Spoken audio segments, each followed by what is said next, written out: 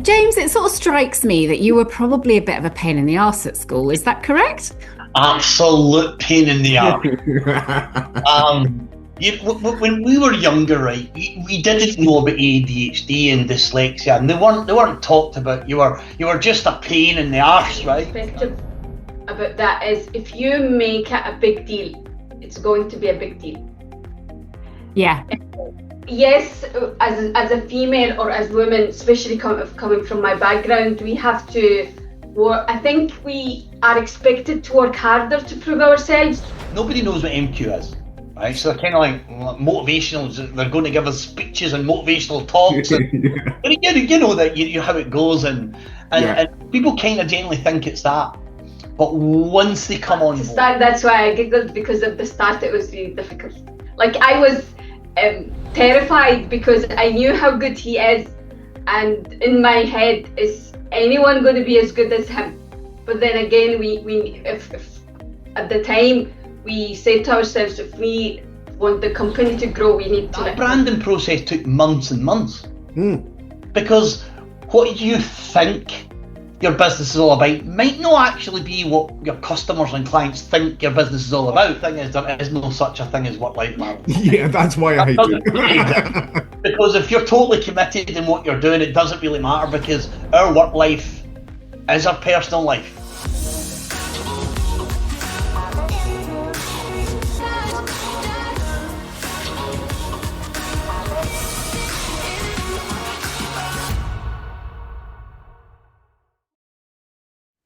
Welcome to another episode of the Leading Boldly podcast. I'm Matt Clutterham. And I'm Jenny Jarvis. Today we're joined by two trailblazing leaders, James and Enas Fleming, the husband and wife duo behind the Power Within Group. Since 2017, they've been revolutionizing leadership with motivational intelligence, blending neuroscience and psychology to unlock human potential. Their innovative approach has earned them top rankings in the UK construction sector, but also a global footprint, empowering leaders to build resilient, high-performing teams. James' international experience and Enas' operational expertise make them a powerful team. And together, they're breaking down barriers, championing women in leadership, and setting new standards for personal and business development. And they're another husband and wife power duo. So we're so pleased to welcome James and Enas to the Leading Boldly podcast. Thank you for that amazing introduction. We're really looking forward to our chat today, and hopefully we can share some insights and what it's like to run a company, and more importantly, what it's like to run a company as a husband and wife duo.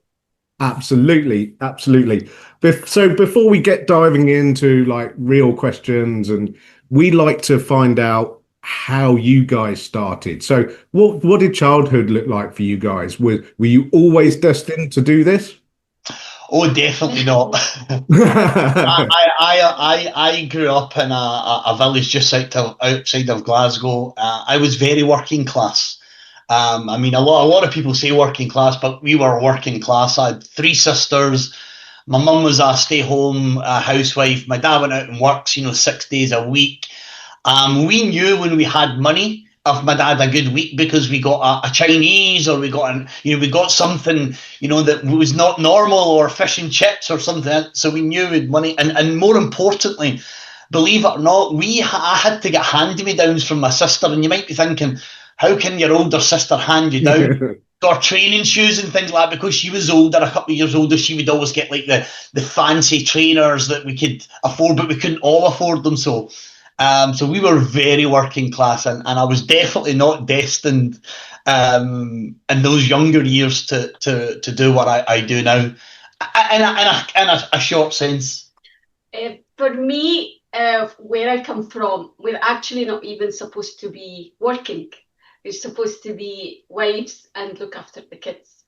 So, however, my dad was a business owner. So I grew up knowing that he was a business owner and seeing the hard work and time and effort that he put in, and also watching my mom supporting him through those years. So Enas, you grew up in Yemen, I believe. Yes. So What was it like? Like, I know the culture is so very different. What was it like being a girl in Yemen? It's that's a good question. It's like, and unfortunately, it's still the same that women are second class. We need, for example, my dad have to go and approve for me to get a passport or get like a document to prove that, like, it's like a woman needs a guardian to look after her. She can't look after herself. So it's a completely different culture from how we are in the UK. But since I was from a young age, something in me was, I don't belong here. So yeah, it's a completely different culture. But anywhere I go, I just adapt to wherever wherever I am, and just get on with it. Well, I'm really interested in what was your first kind of feeling when you came over here and experienced something that in general is quite different. I know there's a lot of similarities that we are trying to push past in female leadership and females in the work, but how did it feel coming over here for that first time? I previously, before moving to the UK, I had worked in a company called Total Energy, and even though I was in Yemen, there was a lot of Westerners that worked in that company, and when I moved to Baker Hughes, which was my second job, I also was exposed to a lot of the Western culture. So when I moved here, I was familiar with how things are in the UK, let's say. James, it sort of strikes me that you were probably a bit of a pain in the arse at school. Is that correct? Absolute pain in the arse. When we were younger, right, we didn't know about ADHD and dyslexia, and they weren't talked about. You were just a pain in the arse, right? And so the kind of ongoing theme on my early years was, he's got so much potential, but he's ruining it. I couldn't concentrate. I didn't know a dyslexia. I just thought I was a terrible writer and spell. I was a really neat, very, very neat writer, but the words just didn't mean anything to anybody else except me. I totally resonate yeah, with that. Yeah. ADHD. I didn't know. I couldn't concentrate. If somebody wasn't telling me a story that I could engage in, I was away somewhere else. I just really struggled to focus on something for any length of time. And I now realise that's my superpower, but I didn't at the time. I really questioned myself, who I was. I thought, where am I going to go? People tell me, and you've probably heard this before, nothing's going to happen special in your life because, you don't try hard enough. And I used to think to myself, it's got nothing to do with how hard I try. I just don't get it, Yeah. and I was a bit of a tearaway because of that. In a nice way. I was what you'd probably call a cheeky chappy. Is a pain. A good one. Yeah. Still a pain, but a good one.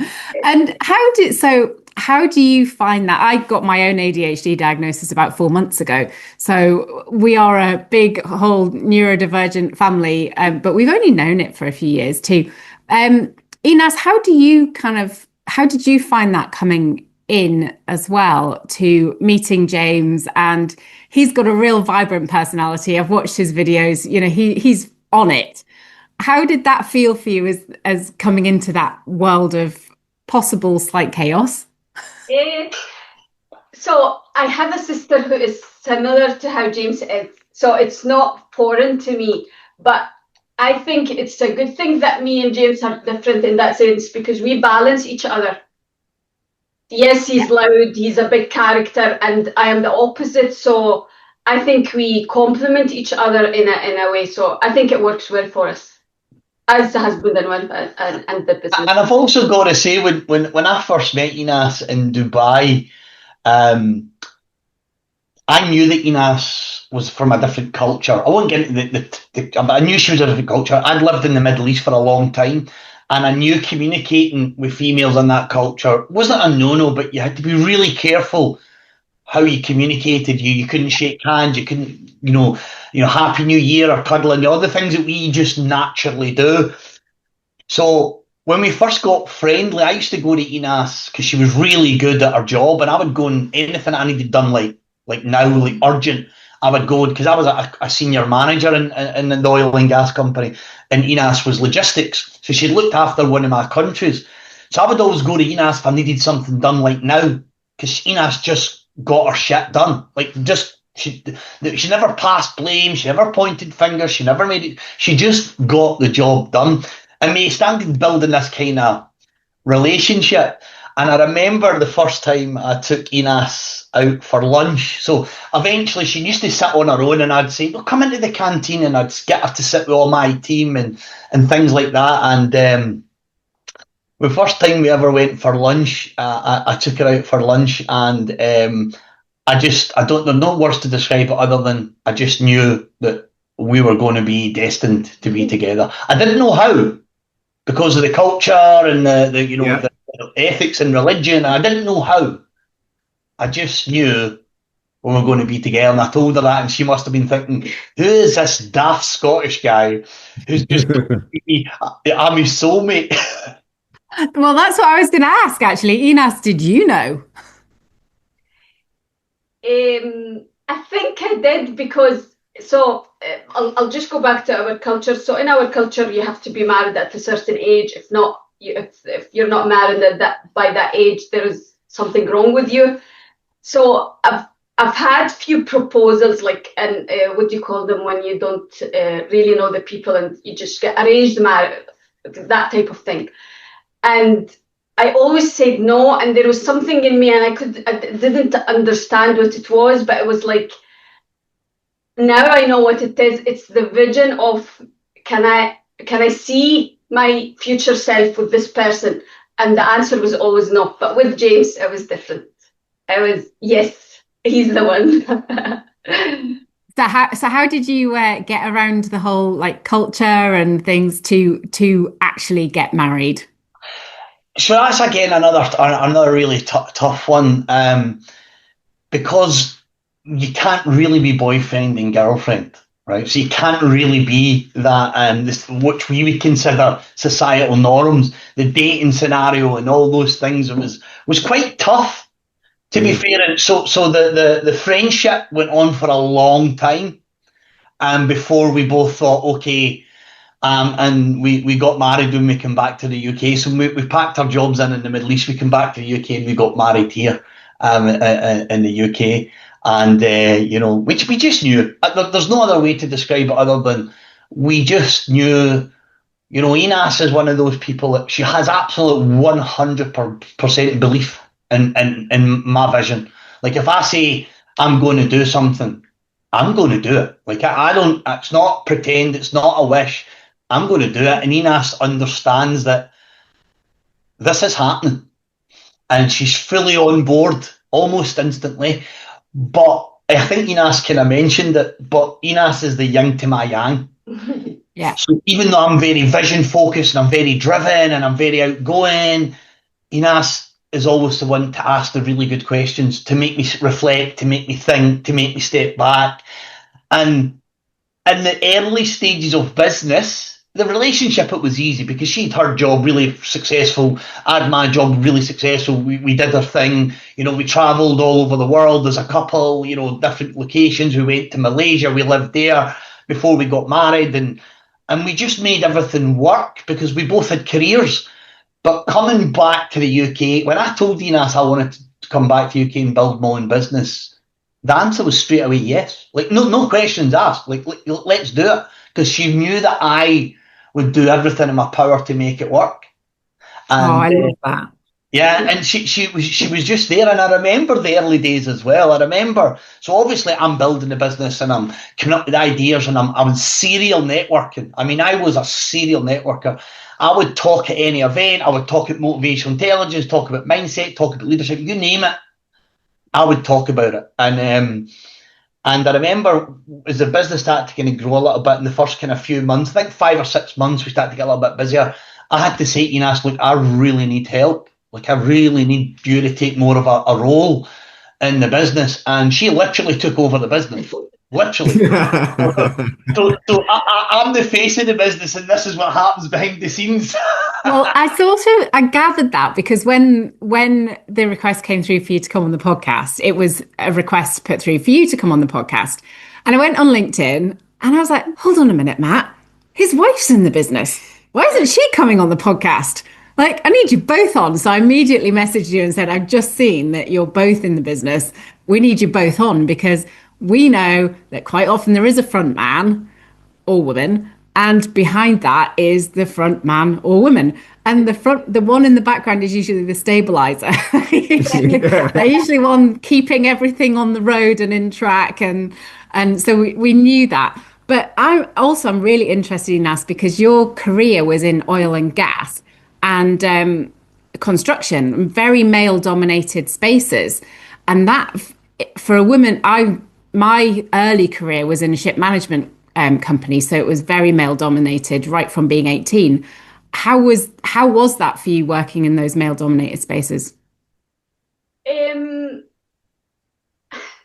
be honest, it's so my point of view or my perspective about that is if you make it a big deal, it's going to be a big deal. Yeah. Yes, as a female or as women, especially coming from my background, we have to work. I think we are expected to work harder to prove ourselves.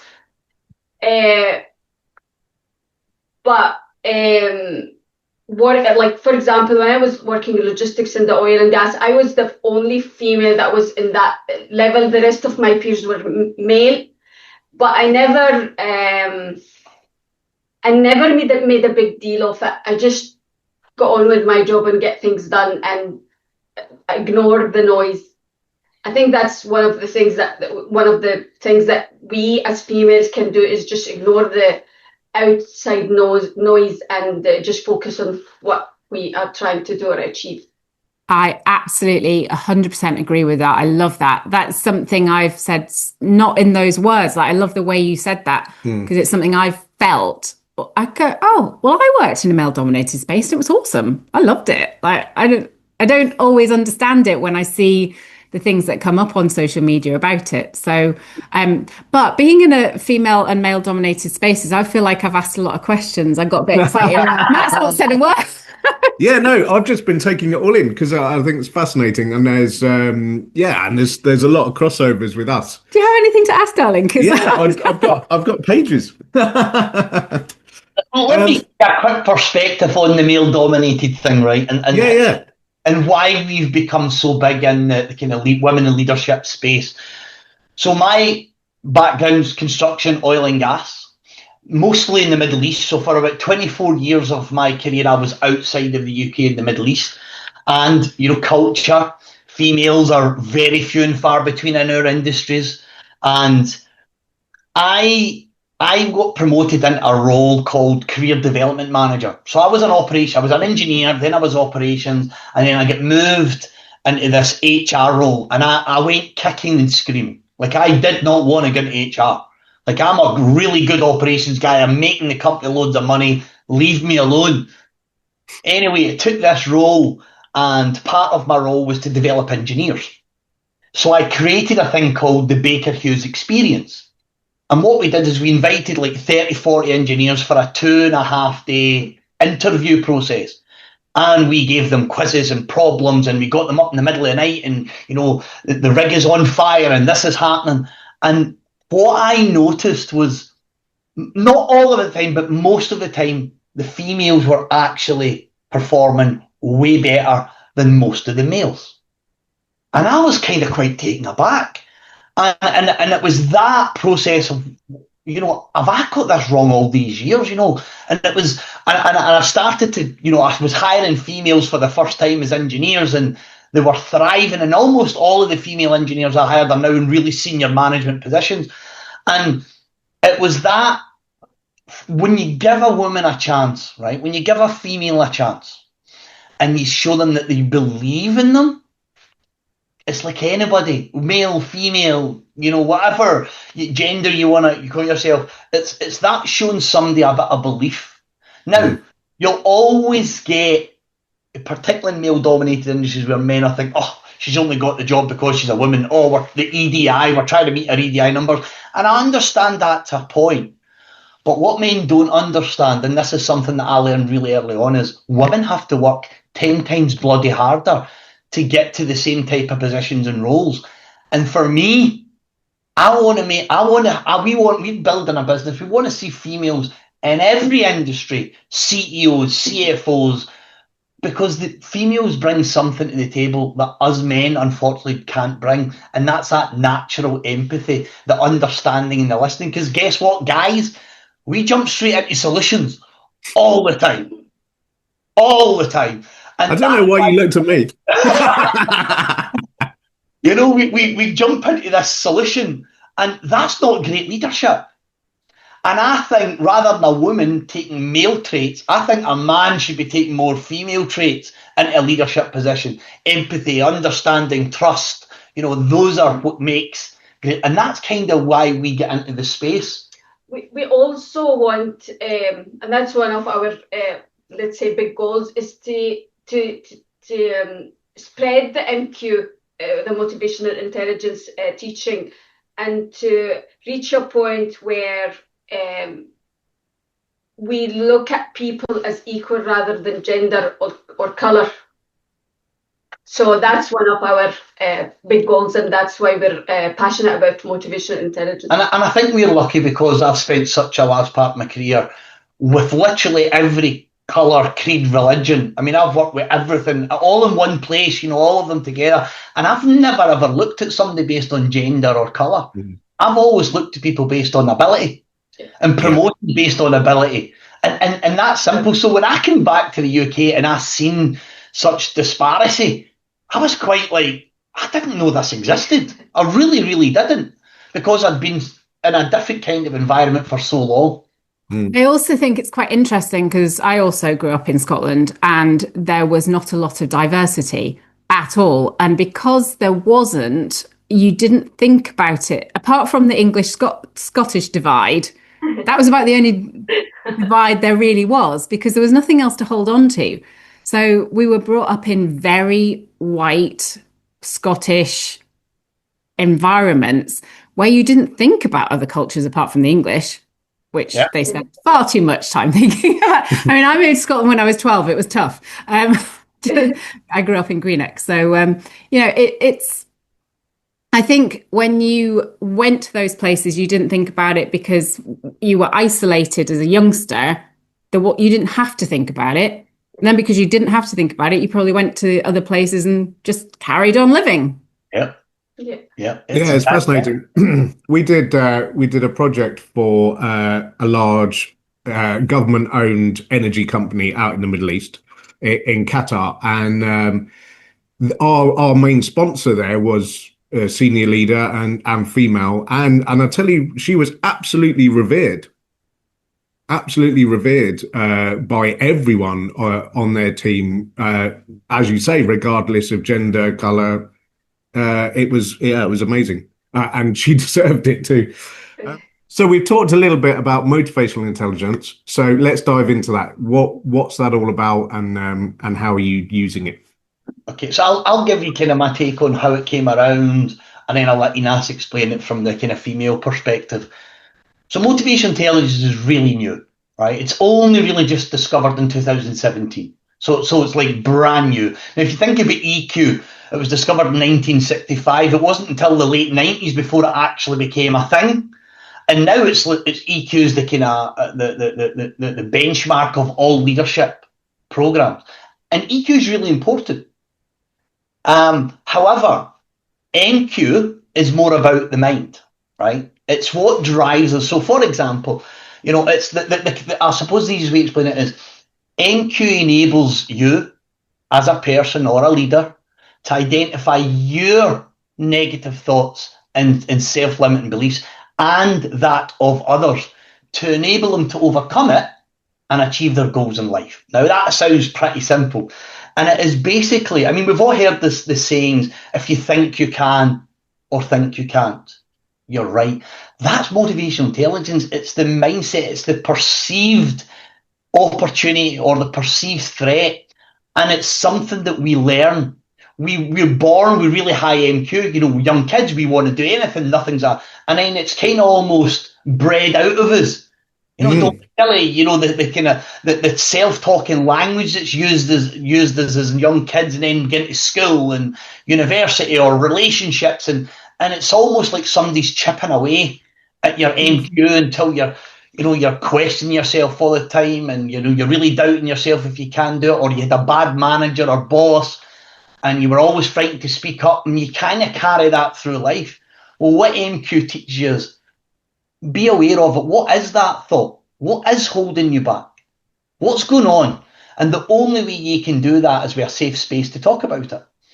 And then once you know what it is, and by the way, the only way you can do that is by telling stories. The reason being, so let's say, Matt, you come on one of our training courses, and you're rooted in management, right? All you think is that all the people your leaders in the past and all the managers in the past, and you tend to take on their traits and characteristics because that's what you know. You think that's what leadership and management is. And what we're talking about is something completely different. So what happens is it bounces off we call it your filter. So anything I try to tell you that doesn't align with what you believe, you wouldn't take the information in. And that's why most training courses fail. However, what we do is we do it through storytelling. So we tell stories, and when somebody tells you a story, your brain opens up to any possibility. You go back to childhood, long time ago in a land far away, and we start to absorb. So we bypass the filter, and then we start to ask our questions. Well, what if I could do that too? Not, this won't work for me. Because when you have that "it won't work for me" mindset, guess what? It won't. And we do that through storytelling. So you can never teach somebody skill sets, best practices, or change unless they think it's a good idea, they believe they're capable of the results, and then what's in it for me? And that's what MQ is. We build those three concepts so that when people leave our MQ leadership programs, they can't unlearn it.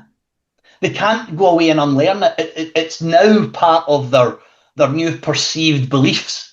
And hence the reason we get such incredible reviews and the business has grown so fast is what we're doing is just different. Oh, first of all, I'll just say I love it because it's that's exactly the same thing that we're doing with brand building. Like storytelling. What's the story? Because it's so deeply ingrained in our consciousness, right back that, it's super powerful. And it's really interesting because I just, on my laptop over there, I literally just wrote about 4 sentences before we came on this call that said, not everyone can be happy. And I was going to write an article based on that very thing. If you decide you can't be, and if you chase all the bad stuff, you're not going to be happy because you made a choice. Yeah. So as a coach, I believe everyone can be happy, but it's so funny. Literally just before we sat down here, I wrote 4 sentences. and it's just so true. And it's all perception. And if we believe something to be true, then it's true. Right. So, I mean, you can be, people talk about affirmations and the law of attraction, and they all work. Right. But it's the problem is they'll say affirmations and they'll say it maybe once or twice a day, but 5 or 6 times a day, they're saying the exact opposite self-talk. Yeah. So what's going on, the one overriding fact, I mean, also humans, we are built to be negative. We're built to survive, and evolution has made us negative. So if somebody says, so let's say I say to you, Matt, I'm your boss and I'm going to come in and say, listen, Matt, Friday afternoon, what a wonderful week you've just had. Amazing. I really appreciate this and I really appreciate that and I really appreciate that. However, a little bit of feedback. I don't really think that this is a good idea. You're going to go home on a Friday, pour a glass of wine, and all you're going to think about is the one negative. Yeah. Because our brains dial it up. And that's what motivational intelligence does. It allows us to take that feedback and actually put a positive spin on it. What can I learn from this? And that's through storytelling. Yeah, love it. Brilliant. you must have like we get we get what you're talking about because we're very growth mindset. Jenny's a highly trained coach and NLP practitioner, so we understand that. But I imagine just on a stereotypical basis that this kind of stuff must have been quite hard to get into construction industries and industries that are quite known to be down the line, hard. How have you overcome that? I think the course content is the thing that overcomes it. The initial approach, right, is generally nobody knows what MQ is, right? So they're kind of like motivational. They're going to give us speeches and motivational talks, and you know that you how it goes, and people kind of generally think it's that. But once they come on board and once they experience it, and by the way, this is what we normally hear. You'll have a senior manager in a construction company, a managing director of a £500 million company, and they'll come on the course and they'll be like, oh my God, like what just happened there?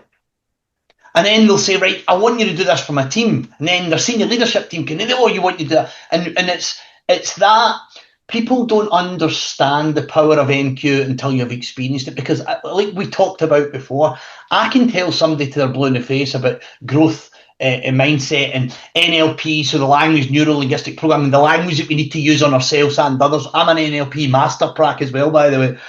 So I really get, but if somebody is telling themselves another story, or this won't work for me, or another leadership program, then it is. So we've made it our mission to get people on the program, whether it's funded or free, and get them to experience it. And then once they realise the power, then the real value kicks in, and of course, so does the revenue. Yeah, amazing. This is naughty because I haven't prepped you for this, but tell us a story. Tell us a story of a transformation that's happened through MQ with someone you've been working with. Yeah, I'll give you a company, and they're okay about me using their name because they are huge advocates of our company now. Great. So about 3 years ago, one of their senior HR directors had approached us. They'd seen our program for Leading with MQ, and they thought, well, this sounds different. So she'd sent it up to the managing director of the company. The company's called Kadic Group. Huge, I think they're £1 billion company, huge company, huge group. And they reached out to us. So Paul said, well, this looks fantastic, let's continue the conversation. So what I actually did that, so the sales team had passed them on to me, and I spoke to the managing director, and he says, look, James, he says, we've just bought over a few big companies. We've got a mixed set of leadership team. They don't all know each other. We're all based all over the UK. I want something that will get us together. That was his key thing. It wasn't to become great leaders, just to bring them together in a kind of shared format and room and so on and so forth. And he says, and I'm going to be there, he says, because if I'm the leader, I want to show them that I'm also committed. So we had 17 of all his senior staff on this training program. And they were absolutely blown away. They couldn't believe the people that they had become, the managers and leaders that they had become in such a short period of time. We're 3 years in and probably trained about over 120 of their staff now. And their words, not our words, is this is life-changing leadership that carries lifelong results. I mean, we regularly hear, I'm a better husband because of this course, or I'm a better wife, or I'm a better partner.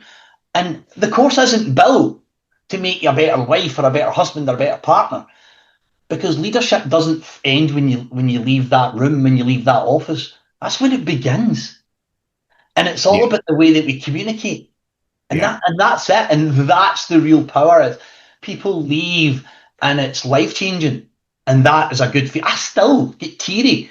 I mean, we get probably 5-6 referrals or recommendations a week. And when I read some of them, I sit in tears. And I'm not the one running the programs any longer. I've got my staff that does it. There's 17 of us now, full time in the business. And I still get teary reading them, because I'm like, oh, wow. because I created this content from an idea. You know, tell us about that. I find that transition really interesting from you sort of delivering the training to getting other people to deliver it, because you're sort of handing over your baby a bit. How did you feel about that? really, really hard. Really hard. Enas is laughing there in the background. She's like, oh. So imagine, right? So we created our content. So me and Enas would lock herself in our office and create content. And I would present it to her and she'd go, nah, I'm not sure about this and I'm not sure I like that. And have you thought about this one? So we built the content. So I'd come up with ideas and Enas would help me refine it. And then we'd trial it. And we'd run it a few times. We'd normally have, a few paid, a few free, and we'd trial the content, parts of it, until we thought, right, we've got something that works. And then you run that. And it's okay when it's just us, when you're maybe only running 5 or 6, workshops a month. There are 1 day or 2 day workshops. So it's easy to handle that. But once the business started to grow and I was adding new programs and new content, and again, we'd lock ourselves away in a room and we'd design the content. And we always thought about, always make it simple, always make it easy. See learning, big complicated models and hierarchy of needs, and just scrap that because people don't remember it. Mm. So we're all about making things, a 14-year-old could come on in our program and they would get it. Anyway, back to the handing over. And eventually I had to bring somebody else on board. I thought, right, I need to bring another trainer on. I can't do this. I'm swamping. I'm not very able to grow my business because I'm in the business. The whole on-in. As a coach, you'll really get that, yeah. So I had to bring somebody on and I had to hand that over. So I shadowed them. I got them to shadow me for the first couple of course. Then I shadowed them. And because I've built this and I'm so passionate, they initially don't have that same passion. And that's quite tough. Yeah. But everybody believed in the content. Once they learned the content, they were like, whoa, this is game-changing stuff. And then so what we do is you hand that project over to somebody, then you design a new program, and then you teach it and you prove it, and then we hire somebody else and we teach them and prove them, to eventually just becomes the norm. Now, don't get me wrong, there's still clients I'll say, no, I want James to do it. And I will do it. But generally, it's I don't run programs any longer.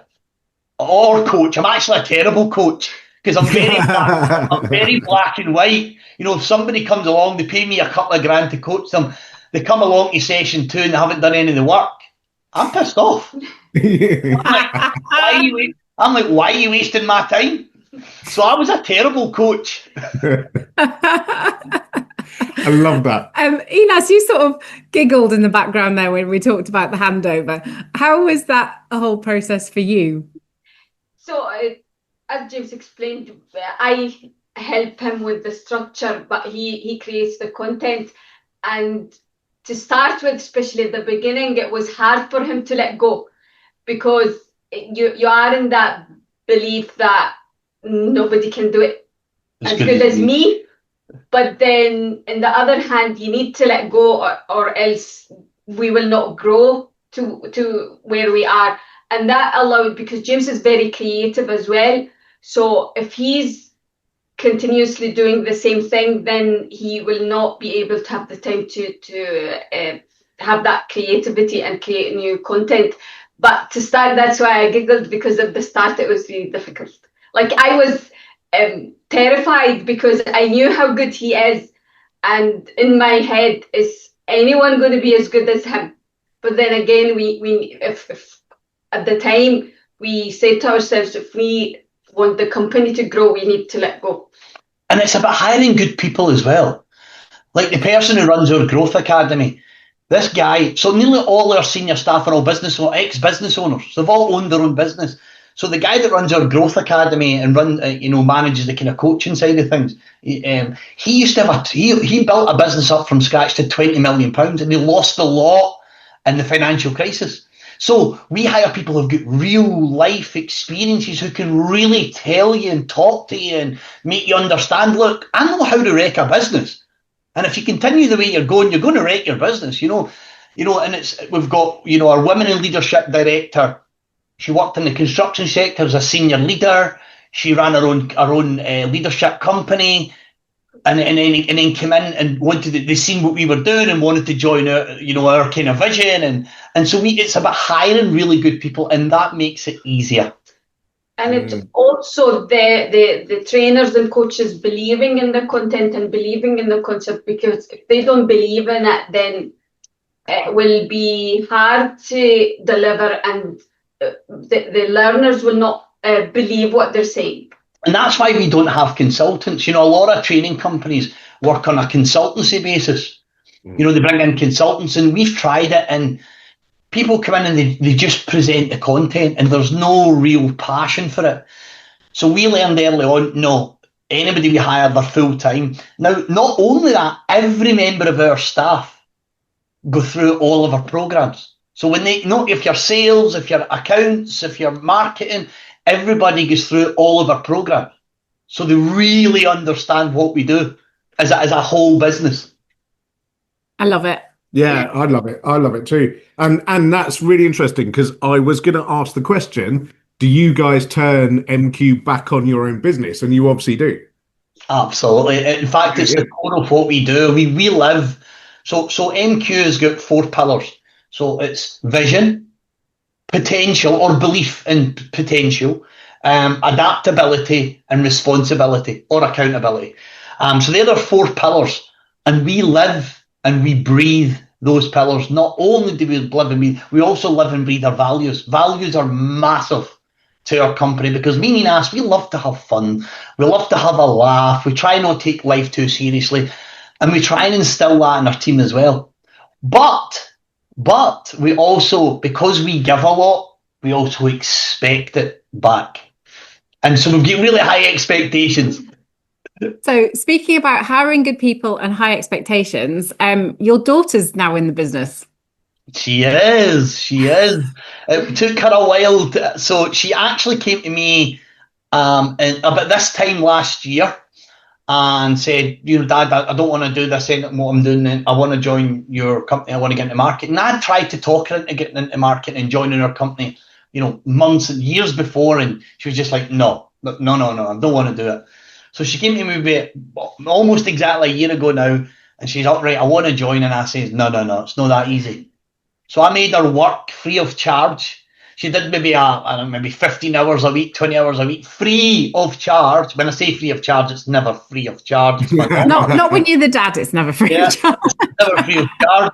And she worked and she did that while still holding down a job until August of last year. And then in August last year, I went to the marketing team and I said, look, so I told them right at the start, don't treat Olivia any different. Don't look at her as my daughter. Imagine she's on an intern. And at the end of the intern, I need you to tell me if you think that she's going to be able to be a good team member. Because if she isn't, then I don't want to waste her time or waste ours. I want to kind of guide Olivia, maybe sit down another path. But they said, no, she's fully in. So she came on board of August last year, and she's now a full-time marketing assistant and marketing graduate. She's learning all the marketing stuff, and she absolutely in fact, she was here earlier this morning doing video content. So she comes into the office and she videos me, she asks me questions, and she puts that on social media. So she handles a lot of our video content and things like that. We should have had a family gathering. Well, as you know, I worked for my dad for 12 years. We worked really, really well together, and it did work. Now my daughter's sort of finding her own path in those sorts of areas as well, where her dad's just had a brilliant review from her manager for her. They've kept her on, even though they probably shouldn't have kept her on from a financial point of view. They've decided to keep her on because she's doing really well. And it's great when we see our kids just growing up that bit, isn't it? And doing well. I think, obviously because of what we do and we breed this MQ into our staff, I've seen my daughter, absolutely grow so fast, because she now understands what it's all about. She used to hear Dad. Now she sees it. She sees the employees, the people. We talk about it every day. We talk about our values every day. And she's just grown. She's just grown so fast, and it's fantastic to see our blossom. And I don't really have a lot of interaction with her in a day. I mean, like I rarely talk to her because she's marketing and I'm building a business. But every now and again I'll phone her up and she'll be like, normally she'll say, when she sees me phoning her, she'll be like, oh no, what have I done? I'll say, I'm only having it's a daddy-daughter call. It's not a work call. Ah, okay, then I can relax. Yeah. Love that. Love that. Because I treat her exactly like I treat the employees. Like, exactly. I don't treat her any different. I talk to her the same way. I act the same way. You know, she gets the same perks. You know, we're on a 4-day work week. We're trialing, and so she gets involved just as exactly the same as everybody else. It was quite funny actually because at first my dad was like, I was like, well, I'm just going to call you Dad. And he's like, no, you can't call me Dad. You've got to call me John or Sir. And I was like, all right, Dad. So it was always hilarious in the office. Every time I called him Dad, he would cringe a bit and I'd laugh. I was like, but yeah, I could never get around to calling him anything else. It was just a weird thing. But we had a very good. Olivia says Dad. Yeah, she's still saying we're on our Teams meeting, and every Monday we have a big Teams meeting, and our Teams meetings are fantastic. It's not one of those boring meetings. Like we really like it's fantastic our meetings, and it, you know, and she'll say, and my dad said this, so she quite openly says Dad. Yeah. Well, it was actually funny. My second day in the office, everyone came around and they were always saying, oh, it's John's birthday tomorrow. We're getting him a card and stuff. And I was like, because they didn't know how it was. So I was just kind of quietly laughing away because it was also my birthday the same day. We share a birthday. And so I was just laughing all day. And at the end of the day, they came up and went, why didn't you tell me it was your dad? I was like, why you never asked? I love those things though, and we really love. You've worked with your dad. Yeah, I've worked with my dad, and it was interesting actually. Last week it was half term here last week at the time we were recording, and my daughter's 15, so she had to come into the office one day. I said, "Well, you're not just going to sit twiddling your thumbs. You can do some work for me while you're here." So I gave her a little project, something quite simple, but she enjoyed doing it. And but what really surprised me at the end, because it was something that I needed to send to a client for decision. So I sort of checked through it, made a few tweaks, and she was like, Dad, I want to know which one the client chooses. I have to know. Like, because I've decided what my favorite is, and I need to know what the client chooses. I was like, yeah, cool. But she wouldn't tell us what her favorite was. No, she wouldn't commit. But she was like, I need to know. So yeah, I think it's great if we can bring our kids up in a way that is in alignment with all our values. And I tell you what, if Cube Ranch ever collapses in a heap, which it won't, I'm coming to work for you. Yeah, it does. It sounds awesome. Exciting. Where are you guys based in Scotland still? Yeah, we're based in Scotland, but all of our, so we've got employees all over the UK. We've got employees right up to Inverness. We've got them Exeter, Portsmouth, Southampton, Derby, Newcastle, South Africa. We've got a South African employee. Wow. So we've got, because all of our employees are home based.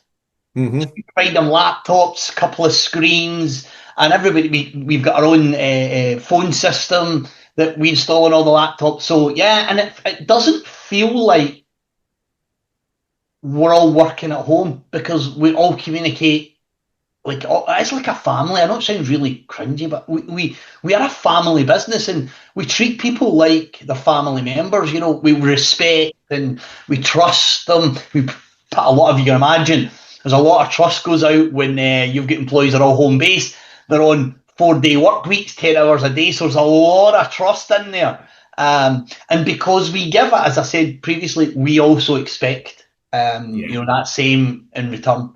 That's really interesting and amazing. Have you ever had a time where that trust was broken and things haven't gone well? And how did you manage that with your MQ going? I think it can be really hard sometimes when we're so in our MQ zones, when those things hit us, you think, how did I miss it? So there's a couple of things. I'll talk about the most recent one. So last year, so every year for 4 years, we've doubled in revenue, right? So we've been really, really fast growth. And last year, I set a target of 1.6 million. So I thought, last year I want 1.6 million. By April of this year, I want to hit the 1.6 million mark. And I doubled our marketing budget, and I basically said, right, let's go get this. And we had the worst first 6 months, half year that I could remember. It was bad. And I was going against I was shouting, I was pointing fingers, I was placing blame. And I wasn't until one of my employees called me and says, James, do you realise what you're actually doing here? And I had to take a step back, and I had to reflect. And I thought, whoa, I've really let this get to me. Because it's your baby. It is almost like somebody smacking your baby, because you're like, what's wrong with you people? And I took a step back and I thought, you know what? I cannot be that person that's having those conversations with the team. So we changed the structure of the business, and we changed the reporting structure so that me and Enas only have like 1 or 2 direct reports, so the really senior staff. And we allowed that to filter down, because they're not as close to the decision making and the ramifications of things not going well. So it was about self-reflection. And the business hit we hit 1.45 million, so just shy of the 1.6. Well done. And that was massive, because our profitability also went up and our staff went up. So yeah, it was a really good second 6 months of the year. It's been interesting, actually, because we've heard from a lot of businesses that they really are struggling at the beginning parts of the year. And there is a lot of restructuring and reimagining having to go on at the moment. And I think businesses get stuck in, well, it's worked for the last 3 or 4 years, so why all of a sudden is it not working now? And actually, the world has changed massively just in the last few months. Yep. And people are in a lack mindset, whether it's true, like we see people spending money all over the place. The world is still full of money, but people are so much in lack and, oh, what if it all disappears, that they have stopped spending and reprioritizing. So you do have to then pivot a little bit and restructure. And you can't say, well, I've been doing this for 4 years and it's worked, and all of a sudden it's not, so it's everyone else's fault. It's not, that's not the case anymore. And it's harder. I find it really difficult. You used to have certain platforms, and it was easier. When I'm going to say sell very loosely, it was easier to sell. It's much harder to sell your products and services than it's ever been before. But there's so much noise. But there's more opportunity. It's the noise, exactly. And the real magic, and we talked about this on our Monday meeting. So our Monday meeting there was diamonds on your doorstep. That was the theme of the meeting. So everybody to talk about what diamonds do we see on our doorstep that we're not maybe focusing on. And my key message was our message. Our message has to change. What worked, 12 months ago, 6 months ago, isn't working the same today. So we need to change the message. But I absolutely refuse. I hate, and I really, this word obviously not a great word, but I really dislike businesses who say things like increase your revenue by 100k in 12 days, 1 month. And the problem is people are buying it because they buy the silver bullet. They want the easy way to success. And I refuse to make false claims. So much so we've changed it. We've actually saying full money back guarantee if you don't like this course. No quibbles, nothing. So, and it's about the message. It's trying to build that trust really quickly so that people want to know more. That's difficult now. Yeah. It is. And one of our things, it's really interesting. We've had quite an interesting week with people saying, oh, your process is too slow. It's branding. Branding isn't quick. And we were talking to a top branding guy from the UK, and we were talking through our processes with him, and he went, oh, so you're fast track then? Everything you do is fast track. And we were like, we kept getting told it was slow. Yeah. What? It's just, but what we have learned this week is that we have to be able to articulate that branding isn't a quick process. And it's been so weird this week. I keep getting posts like Gary V posted yesterday. If you try and do things quick, your business will collapse. Like all these people all week have been hammering me. Like the universe has been going, no, that's wrong, that's wrong, that's wrong. Thing after thing after thing going, slow down, slow down. It's not a race. You have to get the foundations done, which is what we do. It's foundations. But it's when people say that to you and you let it in. For us, it's been a brilliant week of questioning, but we question. Like you step back, as you've just said, you step back and you go, are we too slow? Is there anything we can do differently? Or is that the right process? And it's been fascinating. We went through a big rebrand 4 years ago. And I don't know if you see our logo behind us. So our logo is me and my wife's silhouette. So that's our faces. And we're looking up. So my face is the white and Enas's face is the dark. So that's our silhouettes. And that branding process took months and months. Because what you think your business is all about might not actually be what your customers and clients think your business is all about. What you think you're trying to build might not really be what the message you want to be putting out there. And we take you through our life stories and our visions and our values and, that whole branding. And by the way, we come up with our values and our vision during the branding process. We come up with the logo, the colours, the wording, the whole thing. And it took months and months to really think, first of all, really be comfortable. I know a logo's not a brand, but it kind of also is, because if you want your brand to be well known, people see it and go, yeah, I know what you see. A Coca-Cola sign, you see Aldi sign, you know who they are. So we wanted to build trust in the brand by the logo, and then everything that came along with it, and the message that we're giving out. So branding does take time, and I believe branding's an ever-evolving thing. You can't sit in your laurels with branding, because my branding 4 years ago won't be my same branding and message today, and we have evolved our branding through that process.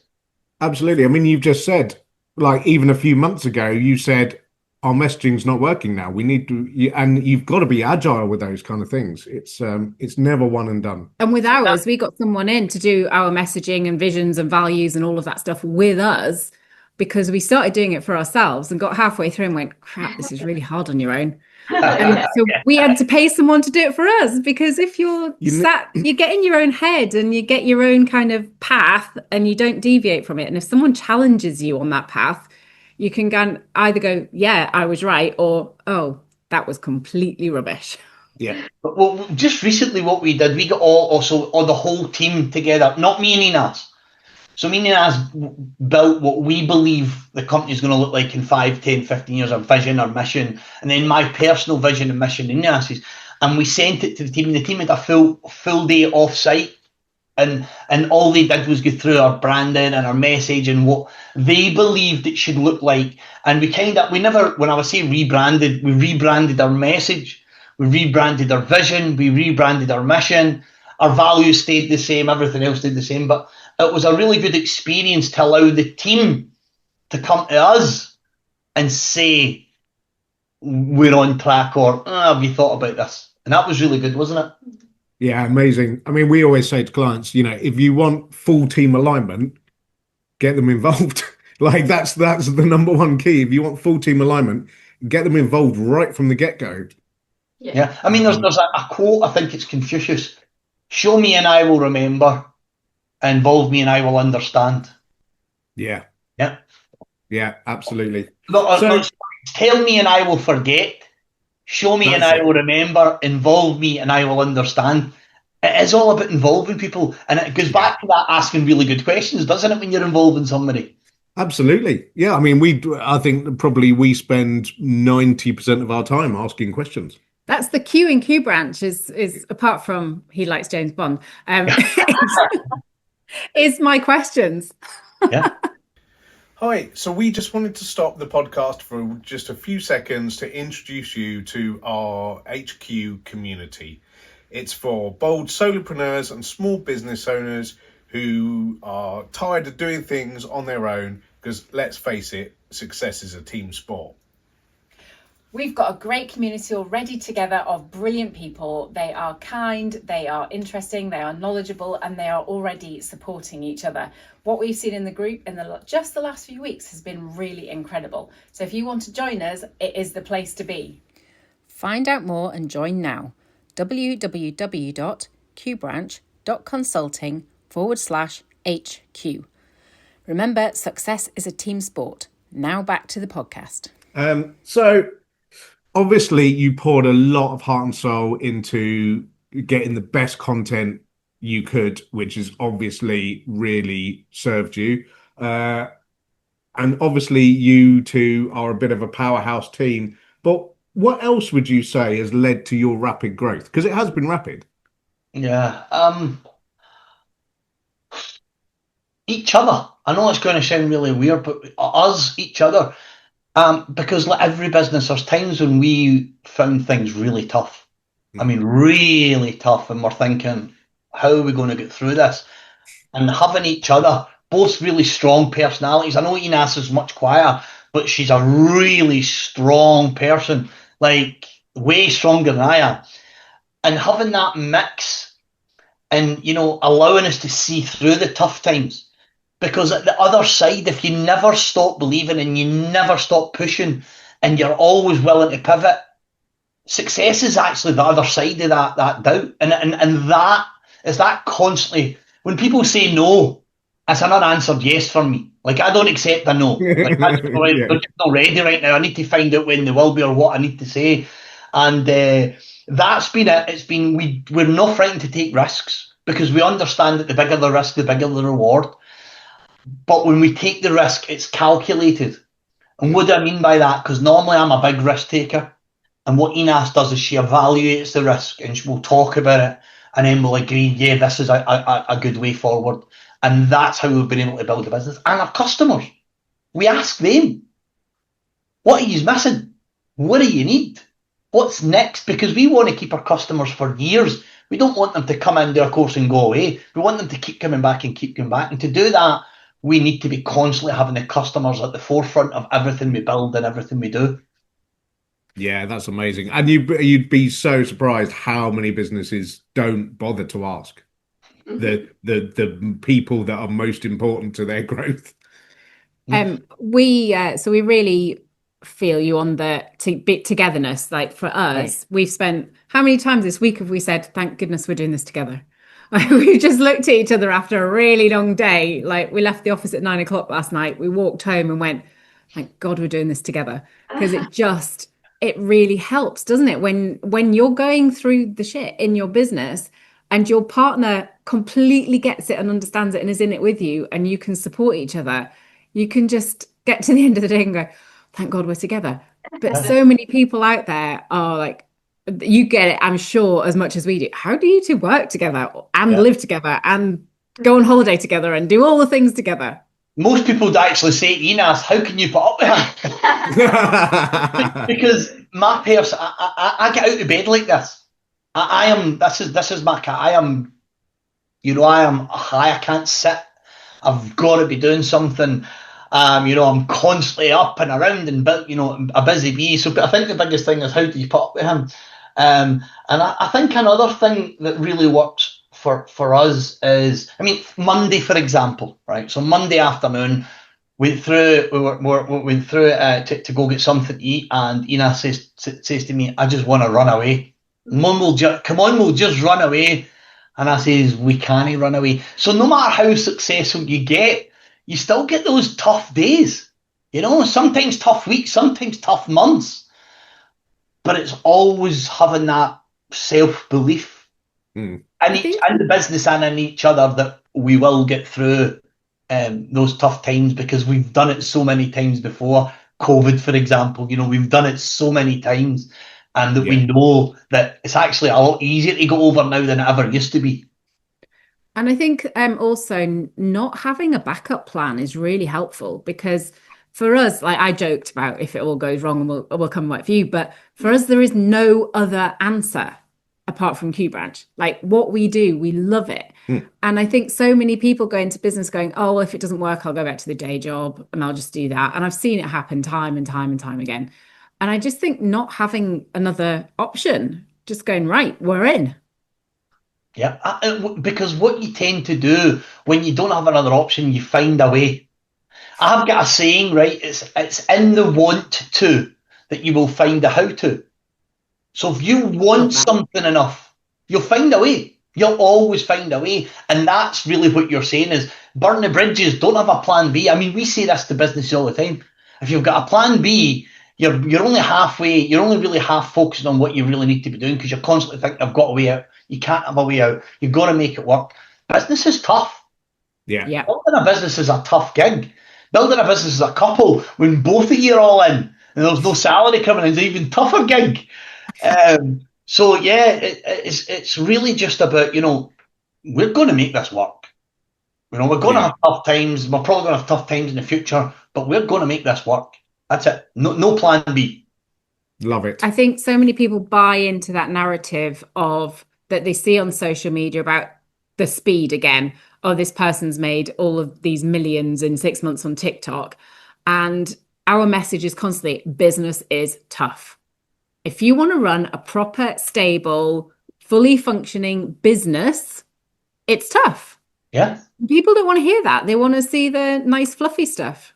Yeah. And if you've got a product or service and you can go on TikTok and you can shout about it, amazing. I've seen a lot of fantastic, car cleaning companies and, valeting companies that do virtual valeting and they've been able to grow at pace, but it's still tough. Yeah. Still got to find people. They've still got to pay the bills. They've still got to do all those things, but they don't tell you about the tough. And they're very volatile too. Yeah, very volatile. Correct. Yeah. So we've talked a lot about business as a couple, and we've talked a lot about the blurred lines between business and life. So how do you guys manage being in business together and being in a relationship and that sort of, I hate to say it because I don't like the phrase, but work-life balance? I'm going to let you answer, but the first thing is there is no such a thing as work-life balance. Yeah, that's why I hate it. Because if you're totally committed in what you're doing, it doesn't really matter because our work life is our personal life. Right? Yeah. There is no line. We just roll through it. But we have a lot of habits that we have in our life that allows us to keep separate. If you want to talk about it. Oh yeah, share those. I think for me, it's not just about us being a husband and wife. It's in general, and you need to let your ego away, and you need to let the thinking that you're always right to the side, and you have to always be open to accept feedback, listen, not just listen, but also have in your mind that my way is not always the right way. Like you just need to have an open mind. And I think that works well for us both because we have different skill sets and we complement each other and balance each other, but we also listen to each other. And we hear each other and try to understand each other. And the main thing, it's not just for husband and wife, it's working in a working environment as well. We just need to let our ego go and our thinking that I am right, or no, my way is the right way. And so the habits that we've put into our lifestyle is, so we get up really early in the morning. So we're really early risers, and we go out for a walk. So every morning, rail, rain, sleet or snow, not every morning, we don't do it on a Saturday or a Sunday because we go to the gym early in the morning. But we get up early, we put a podcast or a book on, audiobook, some business leadership. So we are huge believers in learning, both of us. Learn. Huge believers in learning and knowledge. And then we come back and we sit down and we have a breakfast, a proper high protein, healthy breakfast.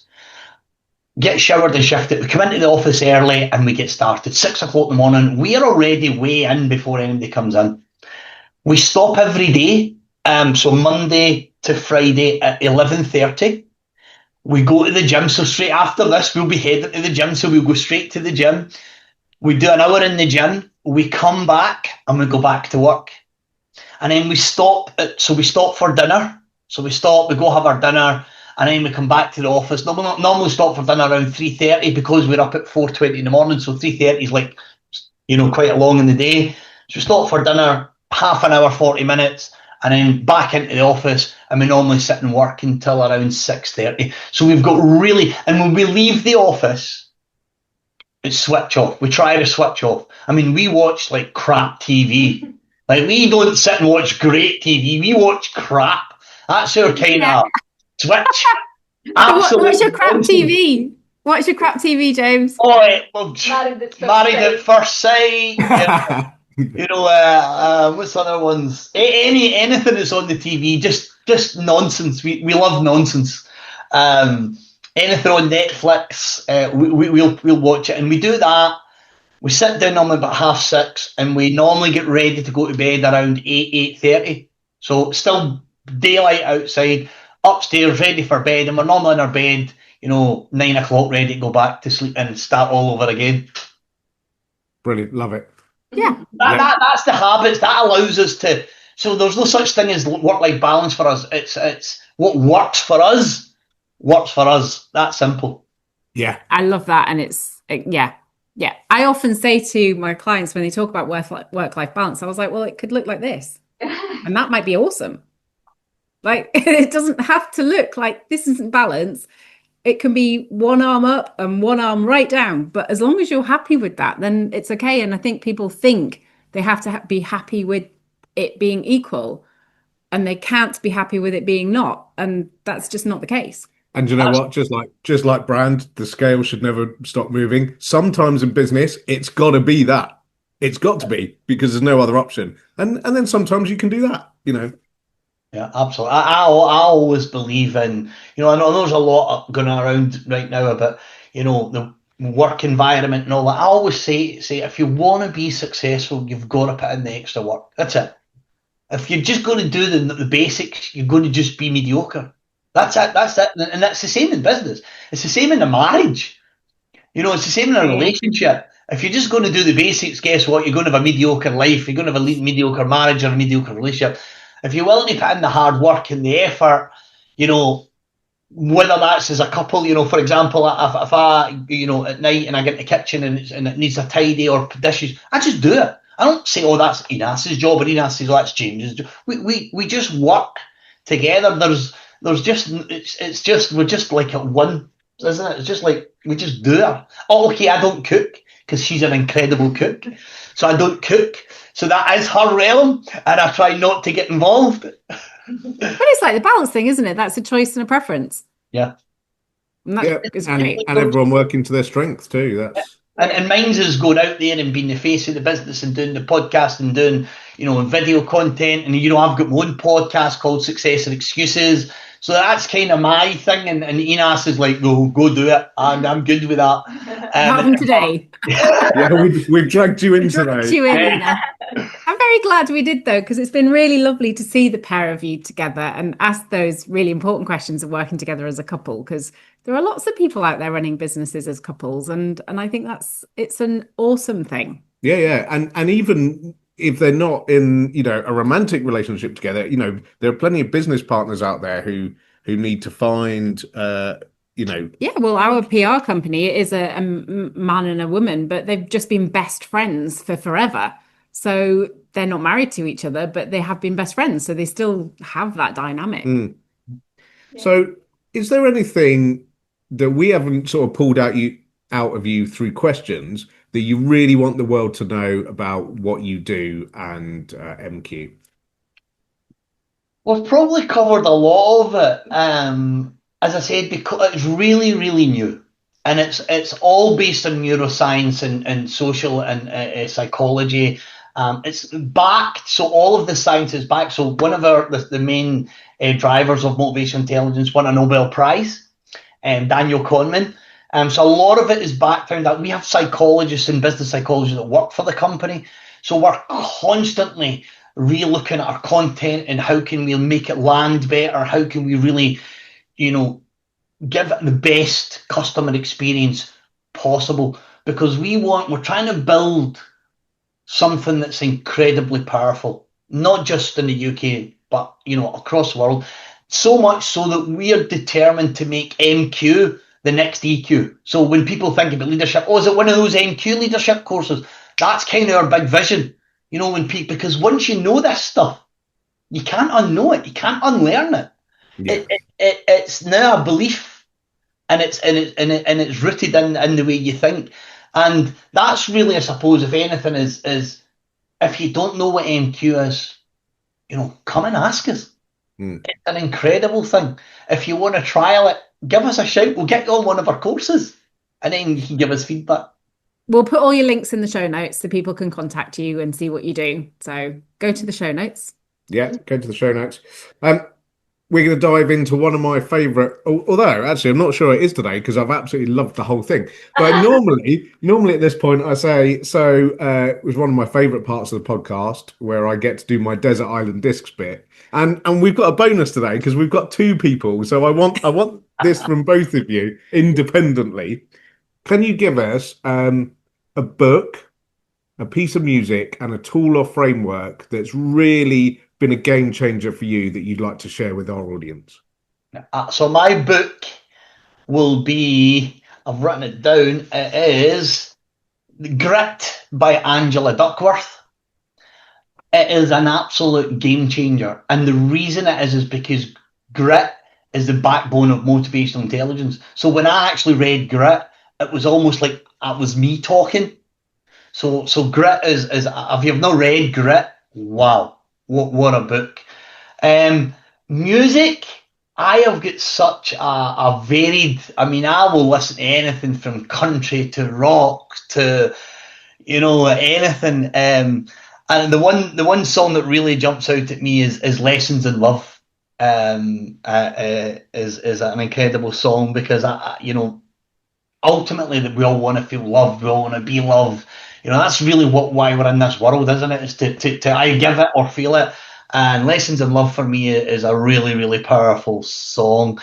And the framework is our own, and that's our MQ, and that's vision, belief in potential, adaptability and responsibility. That's our kind of framework. If everybody lived by those pillars, and what a world we'd live in, because we wouldn't have people making excuses and pointing fingers and placing blame.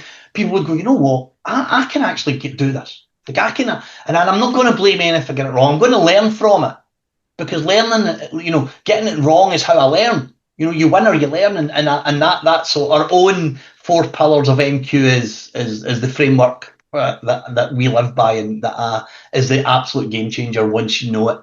For me, brilliant. Yeah, love that. For me, the book that made the difference in my life is the 4 Agreements.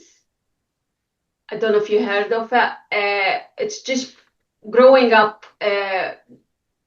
All what I heard from my family was, don't do this, what will people say? Don't do that, what will people say? And you grow up in that condition. It's like you're conditioned to what people, like you will rise and fall based on what people think of you.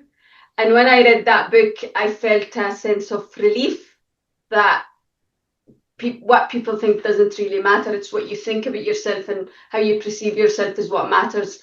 A song is You Are, I don't know, you will need to say who's the singer. It says You Are My Sunshine, just because James sings that for me.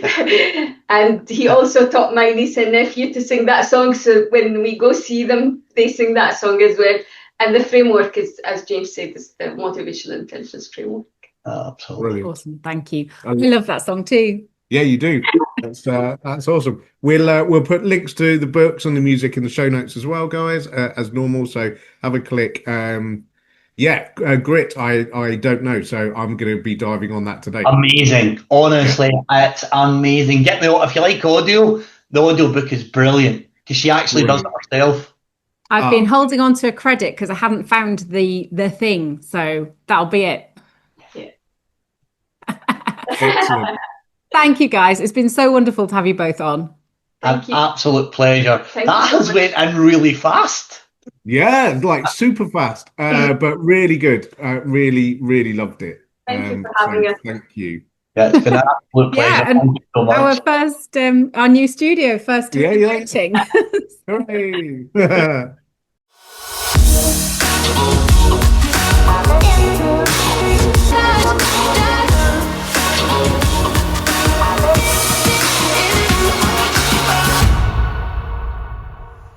Oh, Jenny, your life's just one big drama. This was what my auntie said to me, and it inspired me to put all my dramas in one book. So if your life is full of drama, and I believe everyone's life is full of drama, this is the book with real stories, real struggles, real tools to navigate real life.